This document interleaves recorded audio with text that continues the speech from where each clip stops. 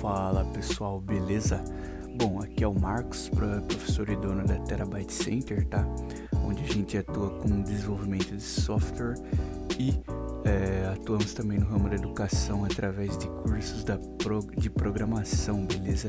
E hoje o assunto do vídeo é o que um iniciante na programação tem que saber ainda hoje, tá bom? Em pleno ano de 2023, tá? Tem alguns pontos aí importantes que eu ressaltei aí para vocês, levando em consideração a experiência que eu já tenho na área com acertos e erros também, tá? Então, indo direto ao ponto, o primeiro ponto que, ao meu ver, seria o mais importante, né?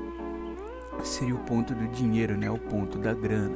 Aqui eu quero deixar claro para vocês que existem duas realidades nesse tópico, tá? Que eu tenho que destacar. A realidade de uma pessoa que, por exemplo, ela está começando agora, seja no estágio, no trainee, né? Que normalmente não vem ter a remuneração. Ou, né? Existe também a realidade da pessoa que está começando, né? Como CLT, sua primeira vaga ali, não tem dependentes de sua renda, né? Tipo, a pessoa às vezes tem 17, 18 anos, é nova ainda, né? Ela não tem às vezes contas para pagar nem nada. Então, para essa pessoa, esse ponto da grana seria tranquilo no que diz respeito ao quanto ela vai estar ganhando, né? No primeiro trabalho dela, beleza? Agora, existe também uma realidade diferente, né? Da pessoa que, por exemplo, ela tem dependentes de renda. Então, se houver, né, um ou mais dependentes da renda dessa pessoa, a tomada de decisão dessa pessoa que vai ingressar na área tem que ser diferente, né? Porque, por exemplo, às vezes essa pessoa trabalha sozinha, ou trabalha sozinha não, mora sozinha. Às vezes essa pessoa, ela, sei lá, paga aluguel, paga várias contas, né? Ou às vezes essa pessoa está fazendo transição de carreira onde precisava estar ganhando já aquele salário X, né? Então ela não pode sair ganhando qualquer salário. Então você tem que ter em mente tudo isso aí que eu falei antes de você querer, né, entrar em qualquer vaga. Então, se você acha que essa é a sua realidade, tenha paciência e não tente extrapolar, tá? Porque às vezes você acaba até conseguindo fazer entrevista lá, entrando na área, mas você acaba ganhando muito menos do que você precisava, tá bom? Então, qual que é o meu conselho? Se esse é o seu caso, tá? Se é essa a realidade que você está inserido, foque em fazer projetos e network, mais ainda do que quem não necessariamente está nessa sua realidade. Porque normalmente quem tá nesse tipo de vida, né, que já tem dependentes de renda, às vezes você tem filhos, às vezes você paga aluguel ou algo do tipo e não pode estar ganhando muito pouco, ou melhor dizendo, né, não ganhando nada, porque tem estágio que nem remunerado é. Se você tá nessa situação, então o meu conselho seria o de você focar no network, porque normalmente você já tem alguma idade, né? Você já tem uma experiência do mercado e sabe dialogar ali com o cliente, né? Com o pessoal, então vai ser mais tranquilo para você fazer o network, tá? Não tô dizendo que vai ser mais fácil você entrar na área. Se for ver, vai ser até um pouco mais chato, mas vai valer a pena, porque você vai saber esperar o seu tempo. Só que indo aqui para o segundo ponto, que seria o tipo de trabalho, aqui se você está nessa situação que eu acabei de descrever, pode ser que dependendo do tipo de trabalho que você busque também, pode ser mais fácil, tá? Essa sua caminhada, porque existe o CLT, PJ e o freelancer. O que todo mundo quer, o que todo mundo sonha sempre é o CLT, porque é o famoso, igual aqueles vídeos de vlogs, né, que as pessoas fazem. Olha como é meu trabalho, sei lá, pro Spotify, pro YouTube, etc, pro Twitter, né? Mas a gente tem que ter em mente que não existem só essas possibilidades, né? Existem também a possibilidade de você ser uma empresa, ou seja, trabalhar como pessoa jurídica, PJ, ou você ser freelancer. E sem falar que você pode ser freelancer mesmo se você for CLT também, ou seja, você chega do trabalho, às vezes você tem uma hora vaga e você pode estar fazendo um freela. Por que não? Aí você deve estar falando, mas não é meio óbvio o tipo de trabalho? Parece, só que se a gente começa a olhar o tipo de trabalho atrelado a esse terceiro ponto aqui, que é o tempo, curto, médio e longo prazo, a história começa a mudar. Porque tem muita pessoa que quer entrar na área, mas ela não quer ser CLT e também não quer ser freelancer, ela quer ter a sua empresa, ter seus clientes, etc. Então, para essa pessoa conseguir entrar na área diretamente como PJ, ela vai sofrer um pouquinho, primeiro porque ela não tem experiência na área, e segundo, que para você ser PJ não adianta você ser só você ser MEI, ou seja, microempreendedor individual, como programador, porque não existe essa ocupação, a não ser que, é claro, você tenha outras ocupações, né, que você trabalha no seu dia a dia, como por exemplo ensinar e etc. Mas PJ mesmo, para programador, MEI não viria a calhar, nem é legalmente falando correto de você fazer. Então, por conta disso e até mesmo por conta dos impostos e também do salário anual que você tem que estar tendo ali, né, do valor anual que você tem que estar recolhendo todo ano, a curto prazo é difícil alguém começar com o PJ, a não ser que você abra uma startup, né, tenha ajuda de alguém, investidor, etc, mas não é o comum, né, isso que eu quero deixar claro. O que é o comum quando você entrar na área? CLT ou freelancer. O freelancer, ele é muito comum, só que se for ver, ele é o mais fácil de todos, porque o freelancer você não necessariamente tem que fazer entrevista, né? Você não tem que ter uma experiência muito grande, às vezes para estar ganhando aquele salário que você estava buscando, né? Tá trabalhando na empresa X, basta você saber vender, né? Então você identificou o cliente, você vende ali a sua solução, que é o seu serviço de desenvolvimento, seja aplicativo, site, etc. Então, a curto prazo, caso você esteja necessitando aí, sei lá, às vezes do dinheiro rápido, às vezes adquirir experiência rápida, você pode optar pelo freelancer, porque é melhor, se no futuro próximo você querer seguir carreira a longo prazo como CLT, é melhor que você entre na área o quanto antes, porque o CLT é aquilo ali. Para você ser sênior, tá ganhando bastante assim e tal, você tem que ter experiência, né? E quando você for numa entrevista, se você ser freelancer, se você já tem um histórico ali, uma bagagem como freelancer, ou seja, você já fez projetos remunerados, porque o profissional é aquilo, o profissional é quem recebe para estar fazendo, para estar executando sua profissão. Então, se você recebeu, se foi remunerado, você é um profissional. Então, se você tem já essa bagagem profissional, numa entrevista você vai ter mais vantagens, tá bom?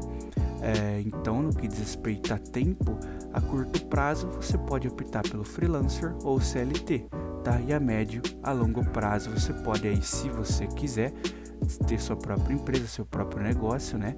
Seus funcionários, caso necessite. Ou você também pode optar, né, por ser CLT e freelancer sem problema nenhum e ir crescendo ali como planner, senior e etc. Ou fazendo mais e mais clientes. Só um macete que eu quero passar para vocês é o seguinte, pessoal.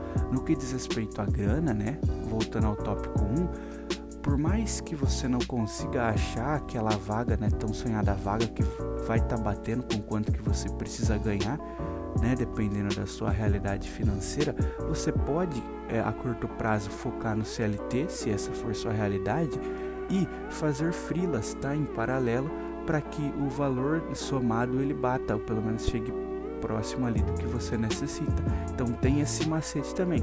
Ah, mas eu não vou ter que trabalhar mais? Obviamente você vai ter que trabalhar mais, mas a longo prazo vai valer a pena, porque você vai ter a grana todo mês e você vai ter a experiência. Então, se no futuro próximo, lá na médio prazo, você precisar migrar de setor, você precisar ir para outra vaga, você vai conseguir, porque você já vai ter bastante experiência, tá? Bom, o quarto ponto aqui que eu quero deixar claro para vocês é o dos segmentos, né? Então, não seja iludido a ponto de pensar, eu só tenho que saber o quanto quero ganhar, o tipo de trabalho, né? E pensar no tempo, quanto tempo eu quero ficar em cada trabalho, não é só isso. Existem segmentos, tá, pessoal? Front-end, back-end, full stack. Creio eu que vocês saibam, né, o que é isso, porque vocês estão já iniciando na programação. Eu mesmo falo para os meus alunos ali do curso, aí caso você também tenha interesse em aprender programação do básico ao avançado, né, focado no .NET C#, é só você clicar aí no link da descrição. Mas voltando, né, eu mesmo deixo os meus alunos avisados, ó, Existem segmentos na programação que envolve front-end, back-end, full stack, e é muito difícil você conseguir trabalhar em mais de 2 deles no início, tá? Ou seja, é muito difícil você entrar no ramo da programação já sendo full stack, que seria basicamente, né, o cara que faz tudo, que faz o front-end e que é a parte visual, e o back-end ali, que é os bastidores. Agora, caso, né, você já tenha bem definido na sua mente o que você quer, seja front-end ou back-end, então foque nisso. Ou seja, vamos lá, pode ser que às vezes a vaga que você esteja buscando, ela só tenha, por exemplo, para front-end, né? Ou seja, melhor dizendo, pode ser que a linguagem que você esteja buscando, ela esteja sendo usada, mas só para vagas do segmento front-end, ou só para vagas do segmento back-end, mas você queria atuar, por exemplo, no segmento full stack. Então, o que eu aconselho você fazer? É como eu disse, no início não tem muita escolha. Full stack para iniciante tem pouca vaga, até tem, mas são poucas, porque full stack faz muita coisa e você também não pode ser aquele programador pato que tem asa, mas não voa alto, né? Você tem que ser bom no que você está fazendo. Então, qual que é o meu conselho? Se essa for sua realidade, escolha qualquer uma, seja front-end ou back-end. Se você quer ser full stack, a médio e longo prazo, independente do seu tipo de trabalho, vai valer a pena você ter escolhido por front-end ou back-end para iniciar. Porque obviamente, primeiro, você tem que ser bom nas duas, então você vai ter que aprender as duas. Em segundo lugar, você vai entrar mais rápido no mercado, tá bom? E quanto mais rápido você entrar no mercado, mais rápido você vai crescer aí, ok? Bom, e existe também aquilo, né, pessoal? Por mais que você não queira ser full stack, você só quer ser back-end ou front-end, mas pode acontecer que no futuro próximo você queira ser back-end, né? Então assim, ou vice-versa.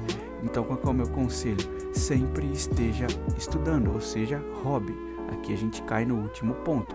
O hobby é meio óbvio também, mas nesse caso aqui seria você saber diferenciar quais tipos de desenvolvimento, né, levando em consideração o seu segmento, que você pretende continuar fazendo sem remuneração.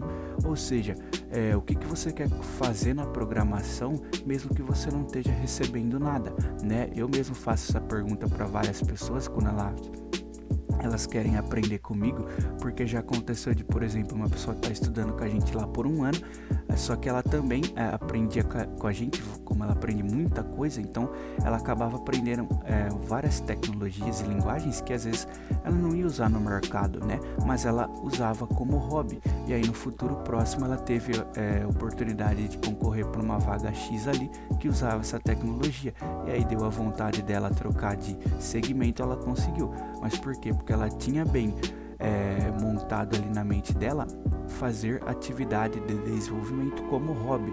É aquilo que eu sempre falo, pessoal, conhecimento armazenado na cabeça não adianta nada se você não executar ele. Ou seja, você seria basicamente um obeso mental, só tem conhecimento, mas não usa para nada. E na programação é fácil isso aí acontecer, porque como tem muita coisa, né, todo mês tem coisa nova basicamente, então você vai lá, aprendi banco de dados, fui lá, aprendi GitHub, fui lá, aprendi outra coisa, API, etc. Aí quando você vai ver, você nunca vai estar usando tudo isso.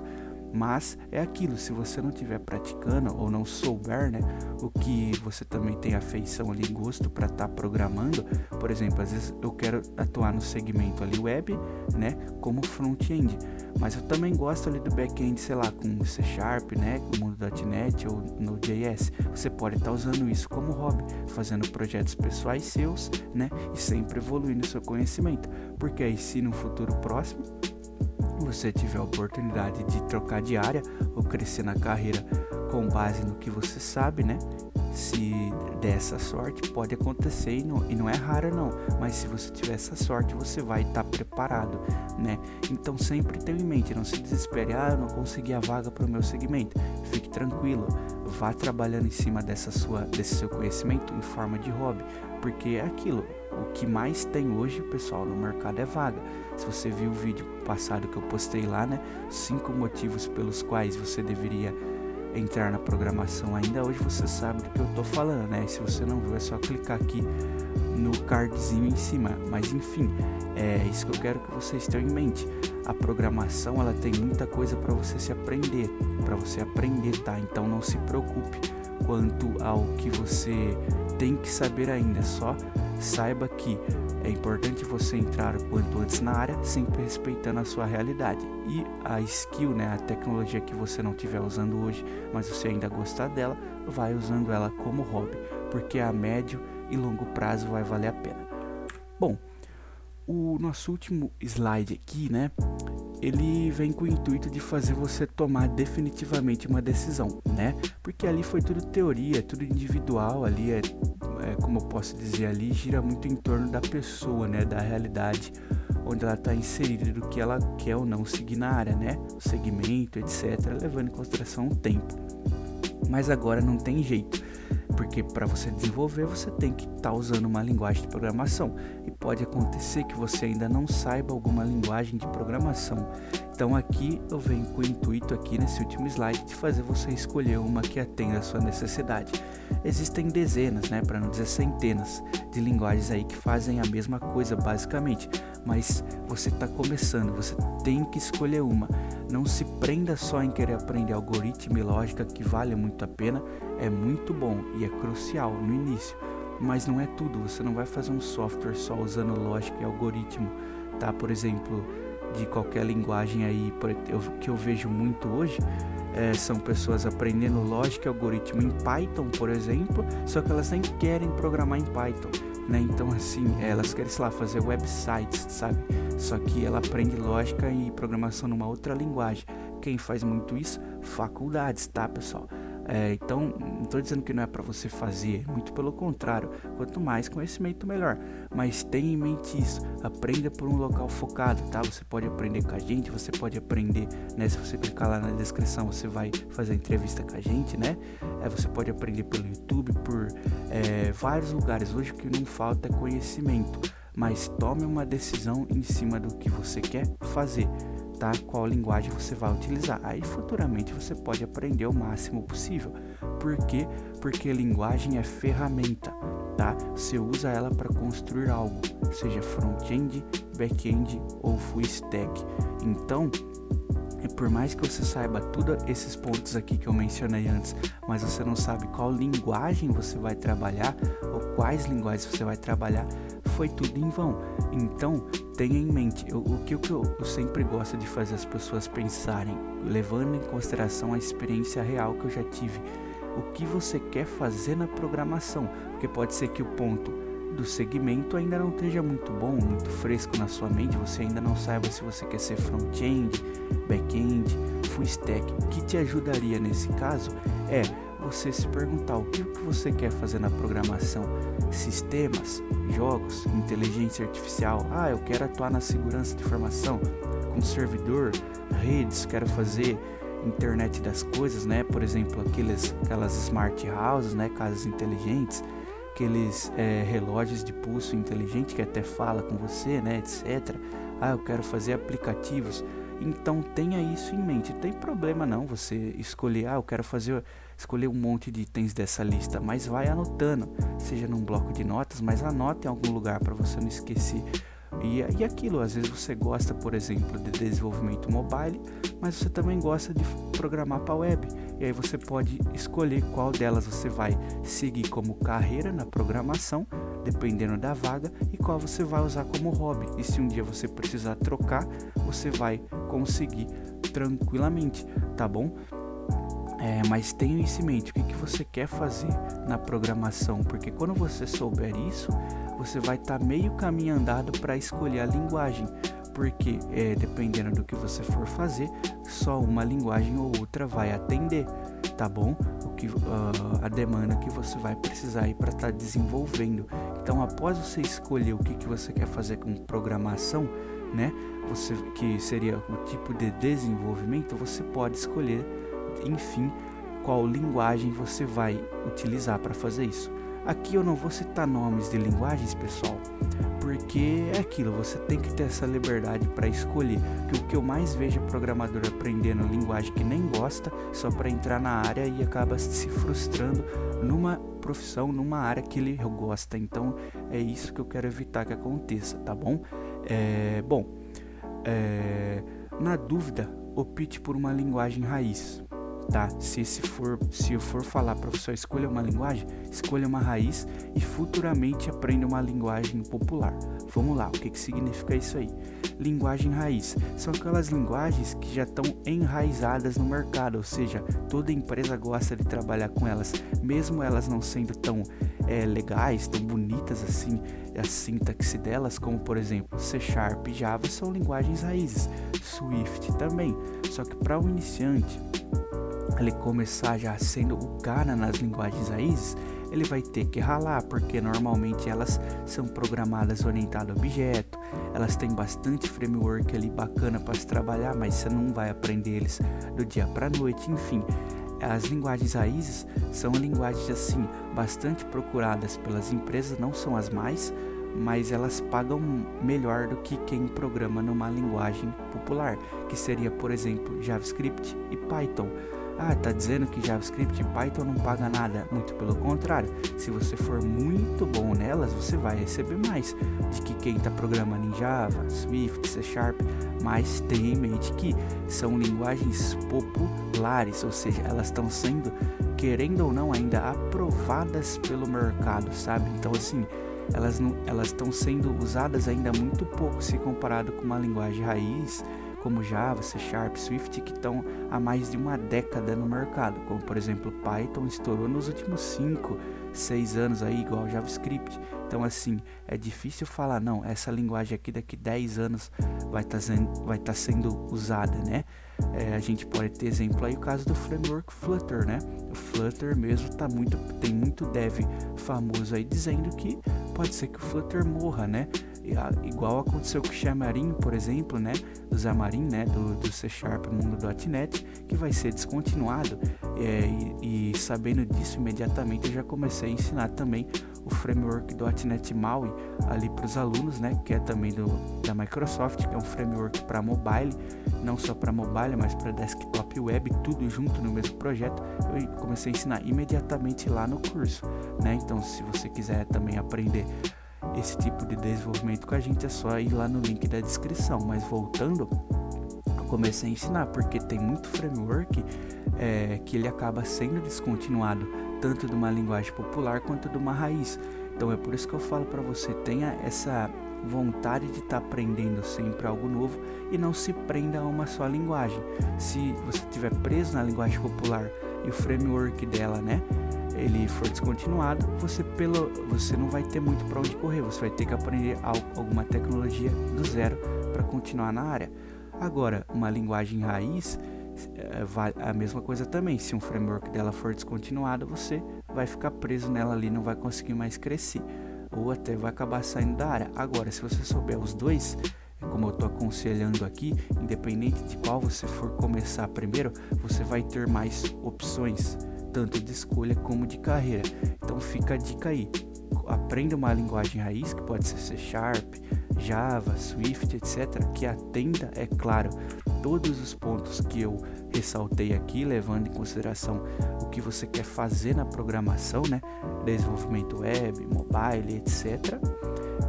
E depois você pode aprender uma linguagem popular, por que não? Quanto mais você souber, melhor, não é mesmo?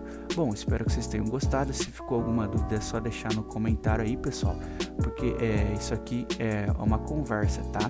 Pode ser que alguma coisa eu tenha deixado de falar, né? Então é muito bom que a gente troque essas informações e faça esse network aí e evolua em nosso aprendizado, beleza?